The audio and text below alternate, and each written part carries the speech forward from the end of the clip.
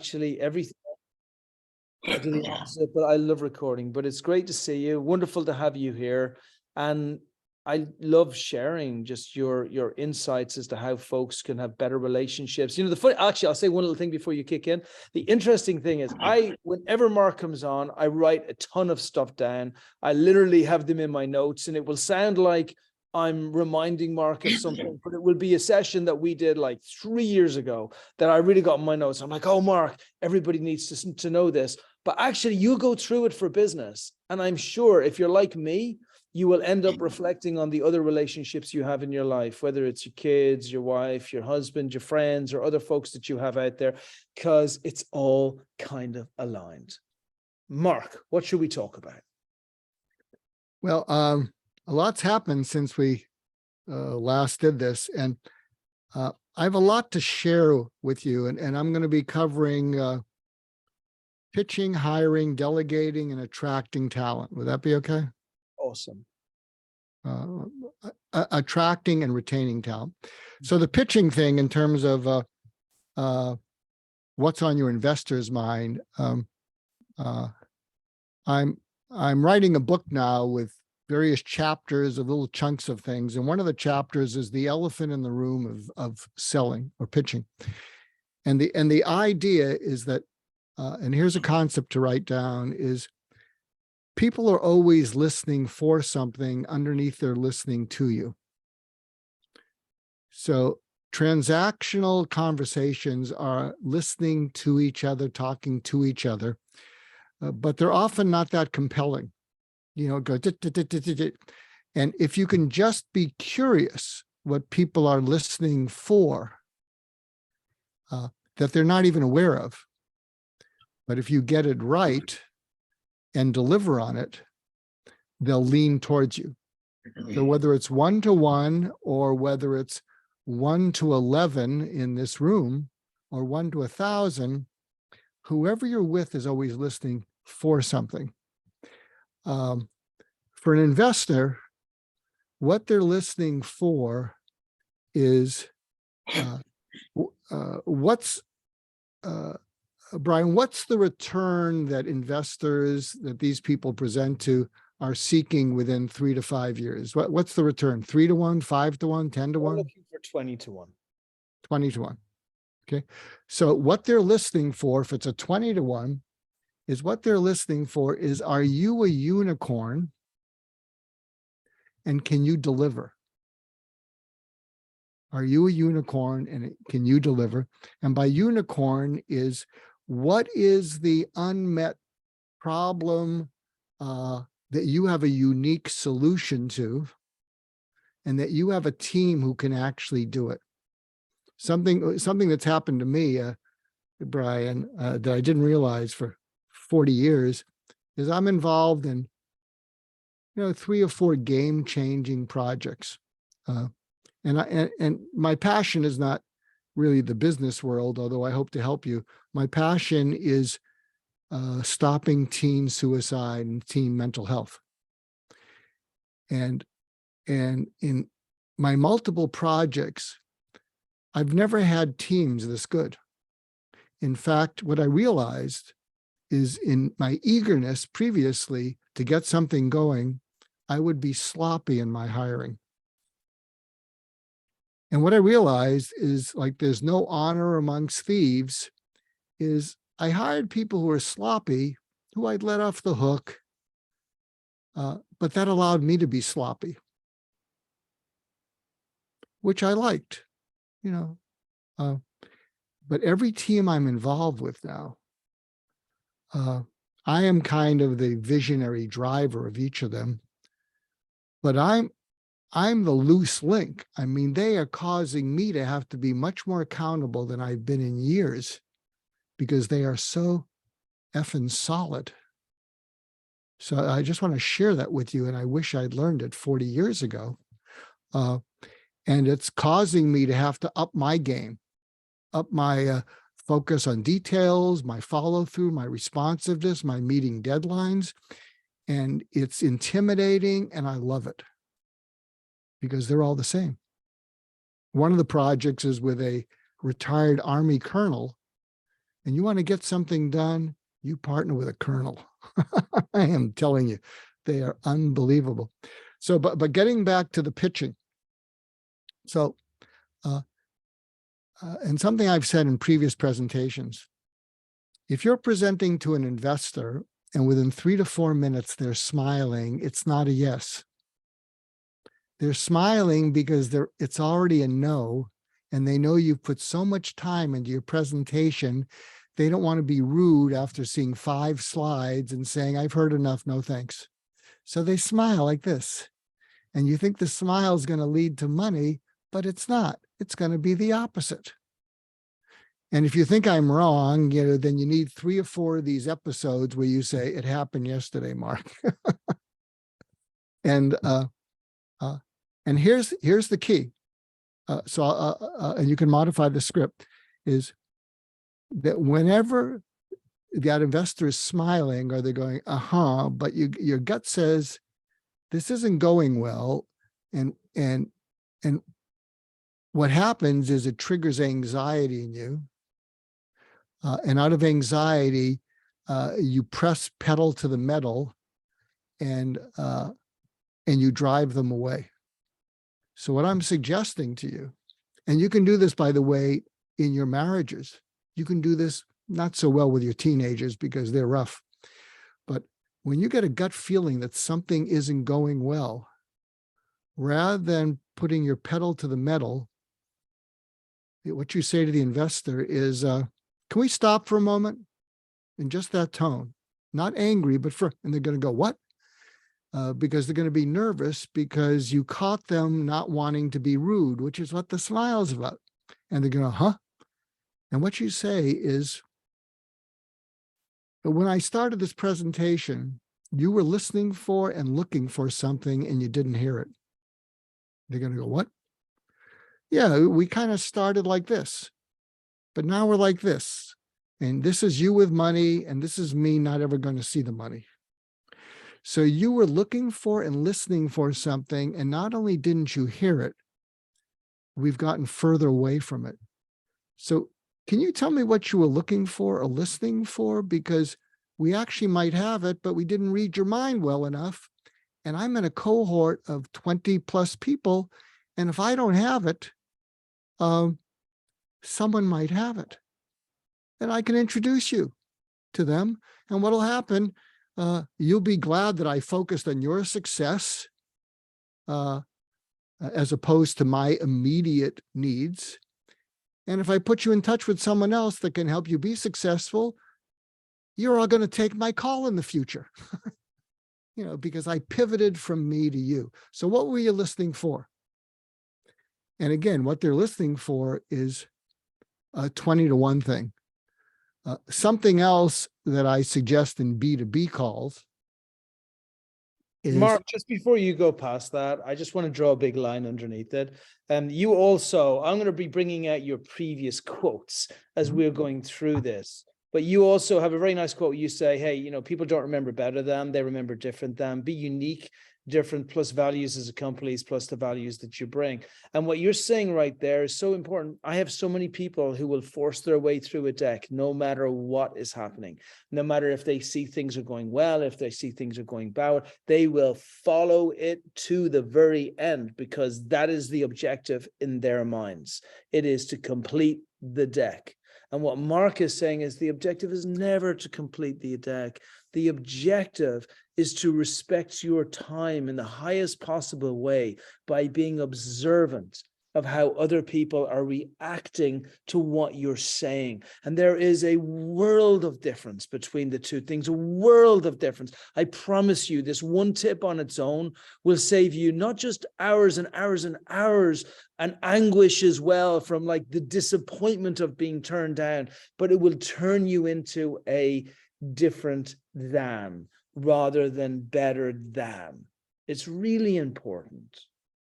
Yeah. And in fact, one of the things that's different then, and that's why I asked you about the return, what I've been coaching startups is, you have your first slide, whatever your slide is. The second slide should always be this: 20 to 1 return in 3 years.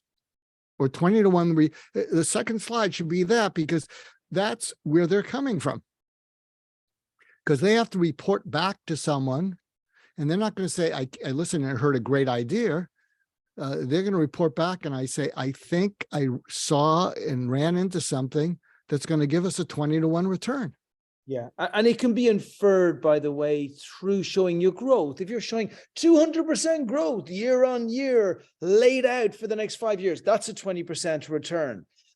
Having hired the like top 15 people in this space to be able to implement, that is a 20% return. So don't take what Mark said literally, but do take it literally. If they don't see this at the beginning, what he's saying is they don't care about the idea yet. They only care about the idea when they're convinced that you're going to give them what they need. And in the case of investors, that is only one thing.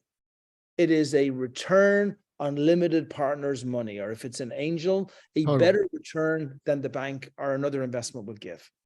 Yeah, I'll give you a parallel. I've authored or co-authored 9 books. This book, Just Listen, became the top book on listening in the world. About 6 months ago, was on some list, the 4th best communication book of all time. And someone told me something that I wish I'd learned 9 books ago. And so I'm working on some books now. And I told my co-authors, start with the back cover first. And the back cover is the promise. And when I did books before, we do the book and then the publisher would say, oh, so what are you going to say in the back cover? And it was like this add-on. It was a lost opportunity. And this person said, start with the back cover first. That's the promise. And then you reverse engineer and deliver it. That's your book. And so do you see the parallel I'm getting at? Is start with what's most important to them. And when I'm coaching people in B2B sales, this may apply to some of you. When you can do your little spiel, if it's not a presentation, but you're doing, some sort of spiel that might lead to a presentation. What I suggest you say to someone is, can I bring up the elephant in the room? Oh, and by the way, here's a thing. Someone I know who has a startup, I thought this was brilliant. Every time he has a meeting with his people, the first 15 minutes, he says, let's talk about any of the elephants in the room. I thought that was brilliant, because when you don't, people know you're ignoring it. And your people are going to lose their respect for you if there's big elephants in the room and you're ignoring it. So the more you can take the elephant, by the ears, the better. So you say, can I? And they're going to say, well, what do you mean? And then I've developed a tone where I want to come off as confident and bold, but not an a-hole. And so here's my tone. When's your next performance review? They're going to go, what? Yeah, tell me. When's your next performance review? And they'll tell you. Who's giving it to you? Oh, good. What's your confidence level that you'll get the biggest promotion and raise possible next time? And we go, what? Yeah, you 100%, convinced you'll get it? You're 50%, and what you want to do is you want to break the transactional frame in conversations. If you're stuck in the transactional frame, it is just zero-sum thinking, yada, yada, yada. And you want to ask a question where they pause and they look up at the ceiling, and that look says, I never thought of it that way. But that's the elephant in the room. And they'll go, what? Yeah. Look, my main concern from this call, whether I get your business or not, is that I help you get the biggest promotion and raise possible at your next performance review. That's all I care about. And I think we might contribute to it. I mean, that's why we're having the call. I know something about your business, what you're looking for, what solutions, and I think we may have them. But if we don't, I know people who might have them. I'll give you an anecdote. I spoke in Moscow with a guy named Daniel Kahneman. He wrote Thinking Fast and Slow. And 5 of my books did pretty well in Russia.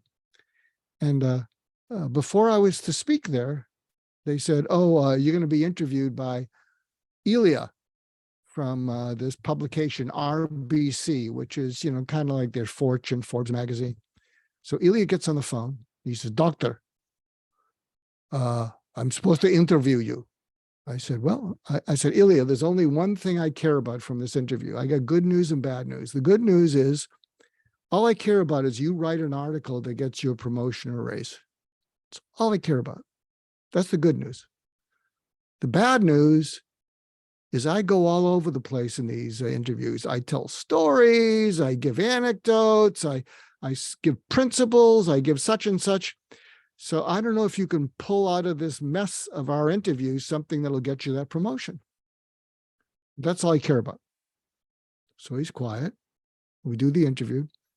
I get to Moscow, and the event planner says, "Oh, you know the article that Ilya did?" "Oh, yeah. It had 470,000 views, and it's in the top 10 number of views in the history of the publication." Oh, by the way, the title of the the title of the article was "Managers Hate the Word People." Because people are messy, and they're assigned to get functions, and the people above the managers don't have to deal with people because they deal with the managers. They say, "You deal with your people," so obviously it was a grabby title. But do you get the principle that I'm saying is that the more you can get them talking about that and they can look up, and even with an investor, if this is not the head of the investment firm, they got to go back and report something. And the more you get them talking, the more they buy. And Mark, you have something within that as well that you said before, which is really learn to listen. And you actually aimed it at me at the beginning. You said, "Brian, you're so busy talking, you don't get to listen." But when you listen, when other folks say something interesting, you need to respond with the following. You need to say, "Tell me more about that." As opposed to just coming back with the immediate thing that you're coming back with. And so you're talking about here the art of listening, which actually we're not intuitively taught to learn, right? It's something that we have to almost force ourselves. I love Brian because I always give him some coaching. And here's something you got to work on, Brian. And there'll be some people in the room who smile, say, "Yeah, Mark nailed them all right." You've got to toggle between talking to and with people instead of talking over or at them. Because when you talk over and at people, it causes people to feel that they have to listen to you. But when you toggle between to and with, it gives them the space to choose to listen to you. And that's what you want to do, is cause them to choose to listen to you and want to hear more. And one of the problems, I think, for a lot of motivational speakers is they'll often get a lot of smiles, but nobody implements anything. They're entertained. They say, "Oh, that was terrific." People will write down notes, but people don't do anything. It's because motivational speakers pump you up. They want to make you dependent on them. But when the pump goes away, people deflate. So in all your relationships, you want to toggle between talking to and with people. Does that make sense? Because you create the space for them to choose to want to hear more from you. And so I see some improvement, Brian, but you got a ways to go. And the people are smiling in the room. They say, you nailed that, Mark. We love Brian, but he talks at or over us. That's interesting. Tell me more. That's one of the other techniques. Tell me more. So in B2B, you might want to focus on them sharing that scenario of them getting a raise or a promotion. I was coaching the head of some sales for a B2C company. And I said, now, when you're talking to a client or a customer, direct sales, you do the same thing. Now, granted, if it's going well, then, you can disregard everything I'm saying. But if you get this feeling in your gut, shit, pardon my French, I get that gut thing where they're sort of being polite, but I haven't engaged them. Again, you say, well, can we stop for a moment? What? And with a B2C sale, what you want to say is, how big a ticket item is this that we're talking about? What do you mean? Well, are we buying a home? Are you buying a car? Are you buying an insurance policy? I mean, what is it? And they'll say, well, it's, on a scale of 1 to 10, it's a 6 or 7. Good. My main focus, and I may not have the product or service, but my main focus is that a month from now, you feel delighted by having bought this. I mean, meaning it exceeded your expectations. And the last thing I want to do is the opposite, where you think to yourself, why did I buy this? What is wrong with my judgment? I've done it again. And the reason I want to avoid that is if that happens, our relationship is over. Because you bought something that you're disappointed in yourself about, you're embarrassed, and I don't want to do that. And I'm having this conversation with you because you may or may not be the customer or client for me, but our customers and clients are delighted. They do more business with us. So can you tell me, share with me a story of, when you bought something that was about the same, ticket item as this, that delighted you. Let's figure out what delighted you. And tell me about something that, got you ticked off at yourself. But do you follow what I'm saying? You want to break the transactional frame. Now, there's something else that I've shared a previous. Is it okay that I'm just delivering this kind of information? Is that, I love this because you just spoke to another piece, which is the more you talk, the less they buy. The more you let them talk, the more they buy.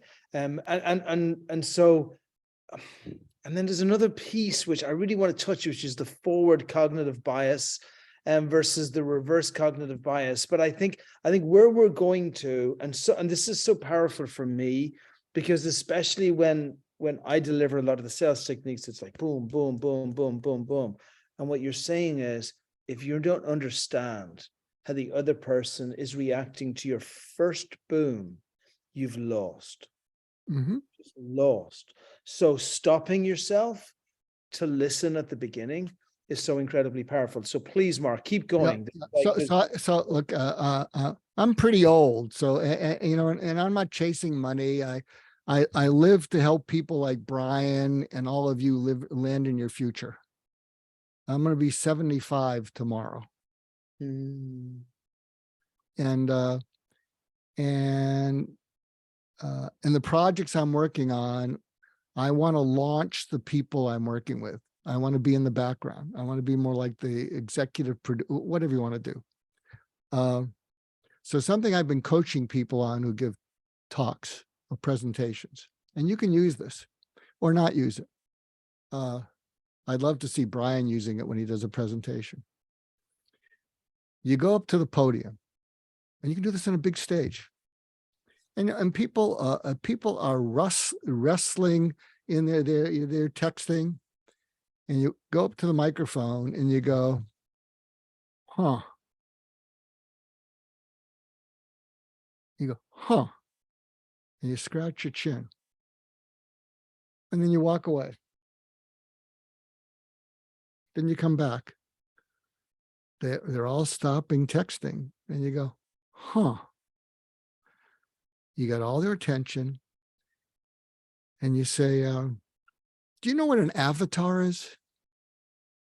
There's a movie, it's made a few dollars. An avatar is a representative of something.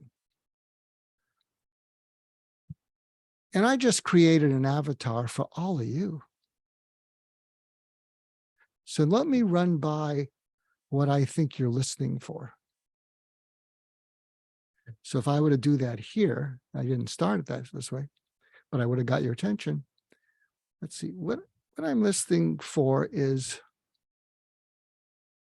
you hate the idea of working for someone else. I mean, it is nails on a chalkboard. And if some of these things don't work out and you have to do that, oh, it's going to be awful. And so what you're listening for is something that'll make sure that you really don't have to work for someone else. You know, because there's a part of your personality that's unemployable.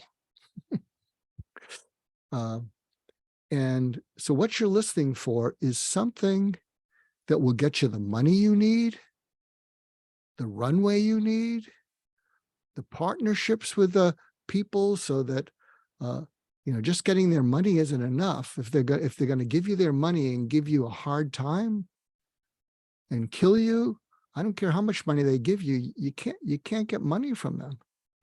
And so you're listening for a way to be able to succeed at what you're doing, so you don't have to work for anyone. And so you can reassure the naysayers in your family that why you don't have to go out and go work for someone else, take a salary, get a check. And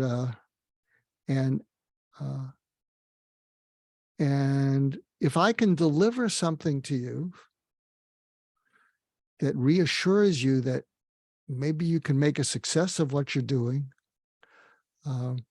and some of the key steps to making it a success, would this be worth your time and money you spent to come here?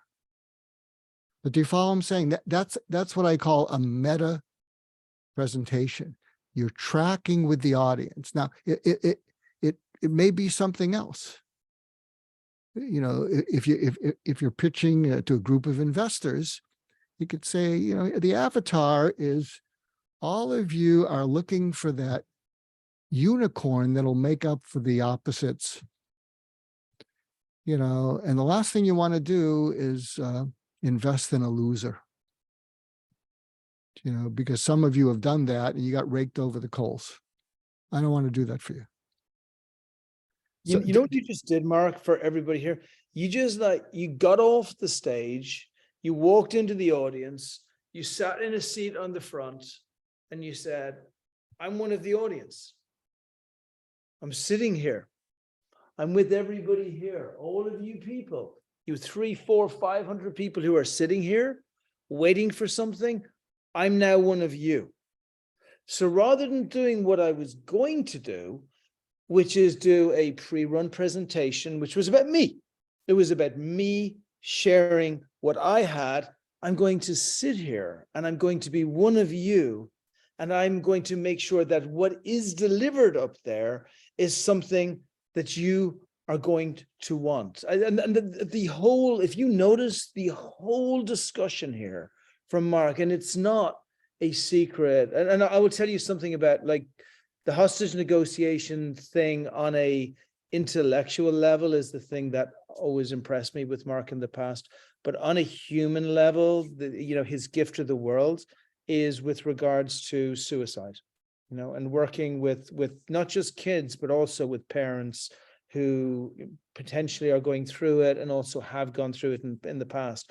And some of the nicest and most beautiful videos that I've seen are from Mark when he's doing a documentary / tour around the United States with one of the poor unfortunate parents that had, oh, can't even say it, it's so awful. And how he became one of the people that really are afflicted and want to overcome this. And this is so important because he's teaching you everything that needs to be known and the very highest and most important stakes when you're actually negotiating, dealing with, communicating with, and trying to get to the other person on the other side of the table. And this here, if you can take even 10% of this, while working on building your companies, working with your customers, working on investors. You cannot even imagine how much of a change there'll be in the room from you just moving from being the person who's always speaking to saying, okay, I'm now the investor in the room. What's the investor going through there? What are they listening for? And can I just, and by the way, if they're not listening for me, how about I give them back 25 minutes of their time as a gift? So I just want to keep on underlining this, Mark, so people understand the magnitude of this and they actually go away, and rather than think, wow, that was a really interesting conversation, our presentation by Mark, that was great, they actually think, how do I implement this in my own life? How do I implement it at home? How do I implement it with my friends? And how do I implement it with the investors and with the customers that I'm trying to convert? Yeah, no, thank you. Thank you. Yeah, do I have time? Because I want to slip in, because I only see the elephants in the room. And in fact, what is obvious to other people, I just don't see. You know, like let's see, you mentioned I was a suicide prevention specialist for 30 years. None of my patients died by suicide. And that's because when I would be with suicidal patients, and there was something that he mentioned called the Michelangelo mindset. So Michelangelo said, I saw the angel in the marble and I carved till I set it free. So Michelangelo selling is, I see the money that the investor wants to give me. How do I carve to set it free so they give me the money? In customers and clients, I see the money they want to spend on me. In hiring people, boy, this is a really talented person. I see inside them as a desire to work for the best company possible to help them succeed and live up to their potential. When I used to see suicidal patients, is I would see the hope inside them that they couldn't see, and how do I carve away everything so that they felt hopeful instead of hopeless? So that's been my orientation in the world. I'll tell you, if you're in a marriage and you're having issues and challenges, marriages don't die because we stop loving each other. They die often because we stop feeling liked by each other. Oh, I love, we're devoted, but I don't think we like each other anymore.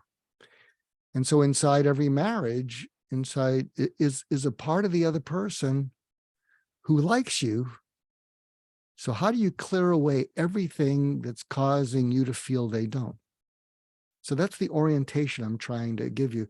So I want to pack in some other stuff, whet your appetite. If people want to have me back, we can do that. So, because I want to cover some other counterintuitive things about hiring, delegating, and attracting the best talent. And this will be in this book that I'm writing with a young person. We'll be co-authors. I'll make him the star of it. I think the title we're going to call it is I Never Would Have Thought of That. You know, so when you can trigger in people, geez, I never would have thought of that, and that's relevant, you got buy-in. So hiring, just a few things that I've learned. The three most important questions to ask someone before you hire them or before you marry them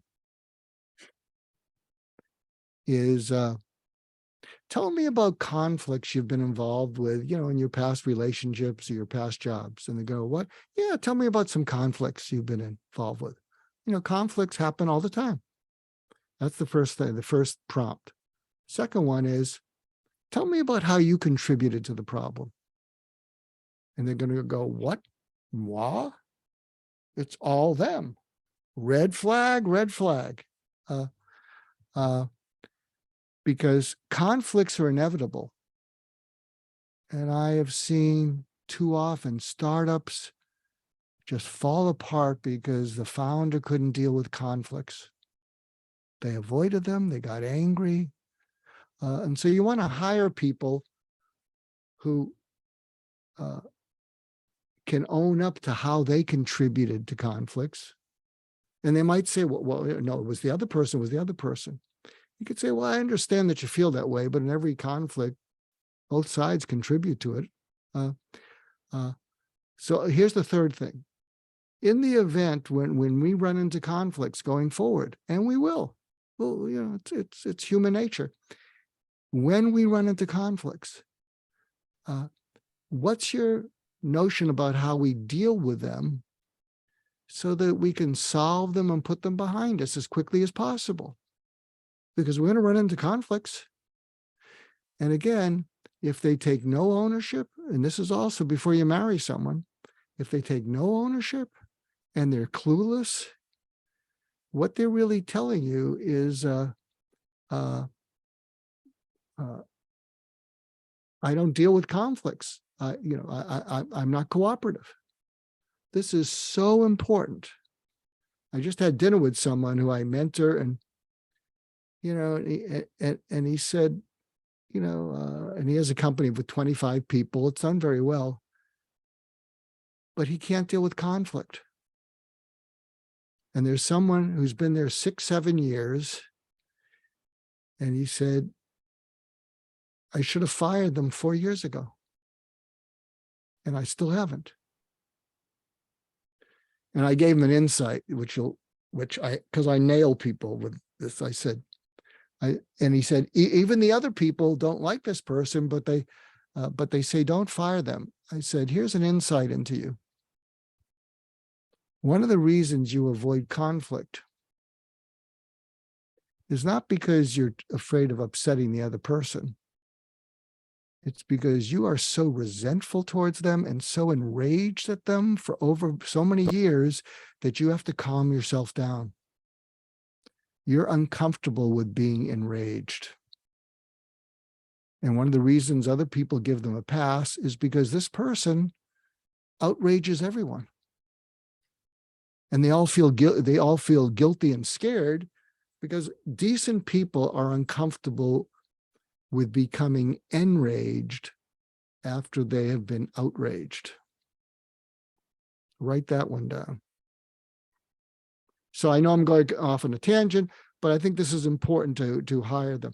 Also, write this down. Hire people who have these 3 positive qualities. They take initiative. They take ownership of their particular role and job, and they are resourceful when they run into problems. Initiative, ownership, resourceful. And you may think, oh, that sounds very abstract and woo-woo. Really, think of a person who has 0 initiative, doesn't take any ownership of anything, it's just a job, and they are not resourceful at all. They run into the least bit problem. They either tell you or they wait for you to, wait for you to discover it and then expect you to solve it. Stay away from people who don't have that. And by the way, what you can say to people is, you want to be successful in this company? And then you ask them, do you know what initiative, ownership, and resourceful is? And you give them a definition of what it is. Tell me about your last job. Give me an example of you taking initiative, of taking ownership of your job, and being resourceful. So I hope this is helpful. I know it's stuff you don't usually hear. I want to I underline it again, Mark. People we hire are singularly, you kind of sandwiched today's talk on this a little bit, in that at the very beginning you said, wow, I just understood what it meant to work with incredible people who challenge me to be better for myself. I'm literally in the same place, I was looking at people that we've just brought in, including, I think maybe one is on this call, but I was looking at the people we just brought in, and I'm like, wow, these people are so good that I need to up my game like 4 times to even reach the level of these people. And this is the definition of a great leader, because most people will be terrified of this. They'll feel so comfortable with mediocrity. And they'll love that because they'll feel so smart and so clever and so strong, and they'll be the one that everyone looks to. And when you're the stupidest person in the room, that you've created all of the other people in the room, oh, It's a beautiful place to be. It's so wonderful. So I love that you're bringing it up. I love that you're bringing up, first of all, stretching yourself beyond where you are right now. Everybody here, those people are out there. You may not have a ton of money to put into them, but everybody's looking for inspiring and great companies to work for all the other time. I also love the fact that you're challenging people almost at the introduction to say, I know that there's never been a single startup in the world that has failed because of the founder's fault. And I know that there's never been a single person who's ever been in a prison who's actually committed the crime. Like, I understand that. But can we just pretend that maybe there was a time when you were in a position before that maybe for the very first time ever, it was your fault? Can we talk about that?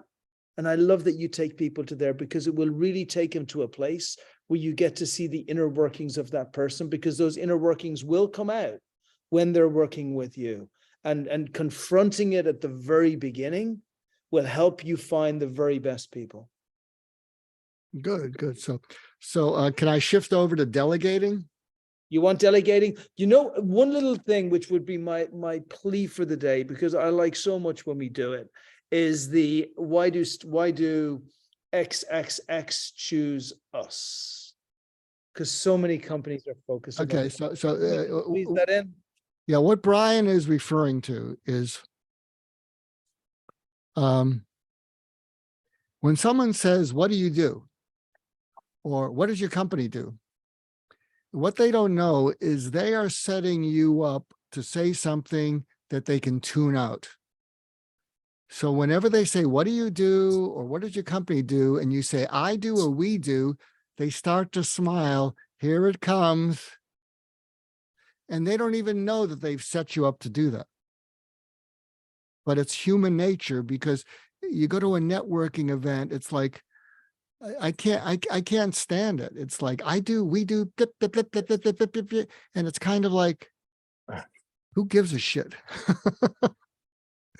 You know, so what Brian's referring to is a new way to introduce you. If someone says, "What do you do?" What you say is, customers, clients, or companies hire us or buy our products or services when, which establishes a sense of urgency that you're hoping this person you're talking to has, when, in order to, Go to sleep. which is the feature, so that is the benefit. So if you go to my LinkedIn profile, it basically, I put it in to make it easy. yeah, it basically said, because look, I love startups and all that, but you know, you guys don't have the money to hire me. So, my LinkedIn profile basically says, I think it says, Fortune 500 executive boards hire me when they have a brilliant CEO in order to prevent him from destroying the company or his career, so that they can maximize the CEO's potential in making the company a success. So see that in your mind's eye? Because, you know, like startups, and I love doing this because I love Brian and his future. He's getting a little better communicating. He's a work in progress. Cut him some slack. But you know, you're not my market. I mean, my market is helping people like you land in your future. But my market is Fortune 500 company boards. I mean, I would have loved to sink my teeth into Steve Jobs before he took on John Scully. You know, because when you can speak directly to them boldly, they listen to you. You know, So do you follow? So that's how I'm positioning myself with, I mean, boards have a brilliance. I mean, you know, like an Elon Musk, if he does go a little bit too far, needs a person like me to take him aside and say, Elon, you may be FU brilliant, but it doesn't justify your FU behavior. You got to put a sock in it and not have any more kids, for crying out loud. And this also brings to your point of, wealth is what you take from the world and worth is what you bring to it, right? I mean, because again, that goes back a little bit into history when you were working with a huge person. Was it Eli Brogue? Yeah, Eli Brogue. So here's something else that I'll mention to you. I mean, I got so much to share with you guys. A lot of material. That's why. Well, let me finish the delegate and, because I'm just giving you a little bit of each of these things, but in my mind, I wanted to cover these bases. Is that okay for, I don't. Wonderful. Thank you, Mark. If I could just add one little point, just to make sure everybody gets what you just did on people choose us, and just layer it in, and that way you can take it. And for everyone here, as I said, Mark is giving you little tasters of all of the individual areas, and you take away the one that's going to be most valuable to you. For me, all of them are valuable to me, which is why I put them all in. But when Mark did it there, I did it for Expert DOJO, which is before, if somebody said, what do you do? Well, I run an accelerator and we've got great training and we invest in companies. Well, whoopee-doo. And what Mark would say is, well, nobody cares what you do. What they care about is, and this very much speaks to Chad, who's on the phone as well, saying, I don't care what you do. I care what your customers say that you do. That's all that matters, because I'm like your customer. So startups choose Expert DOJO when they want hyper growth in order to avoid failure, so that they hit $1 billion valuation quicker. It has nothing to do with us. We are not part of this conversation. This is a potential new customer, stroke company to invest in, speaking to a company that has already taken investment from us. That is the interaction that Mark is encouraging you to share, not our ramble about the features of what we have. So he's not going to spend any more time on it, but copy and paste what I put in there and look at your own company and see if you're using that rhetoric. And so, yes, please, delegation, Mark, would be wonderful. Okay, just a few tips, because that's where you live. When you're delegating something to someone, and again, I had dinner with someone and he's got these problem people. I say, whenever you delegate something to someone, what you ask them is not, you could say, look, this is important that we get it right and that we're on the same page. You don't say, do you understand what I just told you? What you say to them is, what do you understand from what I just told you, and how and why is it important? Because when you say, why is it important, you're respecting their mind and thinking. Whereas if it just, do you understand, and they say yes, you're treating them like a function or an appliance, and they're going to be as inspired as an appliance. So it's, what do you understand about what I've asked you and why it's important? And then the second thing, and this is much bigger, going forward in the event that you're not able to do it for any reason, how do you want me to be with you if my main concern is getting you back on track and I have no desire to punish you, embarrass you, or shame you? And then whatever they because they're going to get distracted. They say, yes, boss, but then 6 other things are pulling at them and they get distracted. And then whatever they tell you, you say, this is really too important for me to mess up. So let me get this straight. So what you told me is that if and when I notice that, the way you want me to be with you is X. Is that right? Wait for them to say yes. Why do you do this? Because it will speed up your ability to confront people, and it will lessen conflict avoidance, because you can go to them and say, remember when we had a conversation about a month ago about how you wanted me to be when I saw something wasn't happening? And I think what you told me was such and such, and I'm going to do my best to do that right now.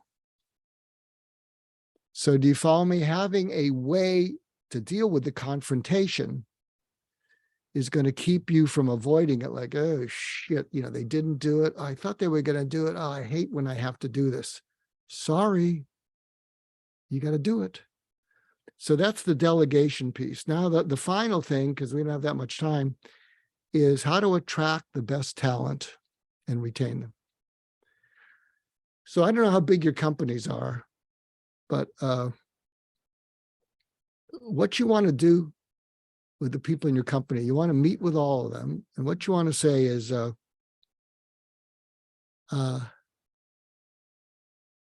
I think that if all of you woke up in the morning and you said to yourself, I can't wait to go to work, we got a darn good culture.